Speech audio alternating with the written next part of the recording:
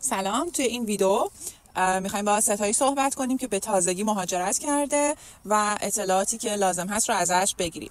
سلام عزیزم، به تبریک میگم بابت مهاجرتت. میخواستم ازت بپرسم که یکی اینکه چند سالته، بعد اینکه کی اومدی آلمان و به چه طریقی مهاجرت کردی. سلام، ستایشم.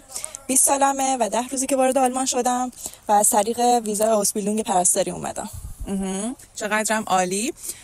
میخواستم بدونم که برای اینکه حالا مهاجرت بکنی چقدر هزینه کردی، چون خیلیا با هزینه ها مشکل دارن و فکر میکنن برای مهاجرت باید کلی هزینه کنن و حتی کلی پول با خودشون بیارن. میخوام اگه برات مقدوره بهم بگی که چقدر پول همراه خودت آوردی. من خودم به شخص 2500 تا از ایران با خودم آوردم. منتها برای مثلا نیازهای اولیه به نظرم زیادم بود، چون من خودم یکی از دوستان که همراه من وارد آلمان شد 1000 تا با خودش آورد و به اندازه بود برای یه نیاز اولیه. به نظرم کسی که میخواد وارد آلمان بشه دیگه نهایتش تا 2000 تا کافیه.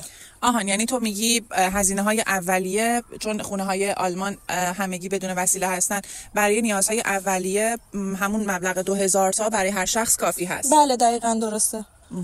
خیلی ممنونم عزیزم، مجددا به تبریک میگم. ممنونم.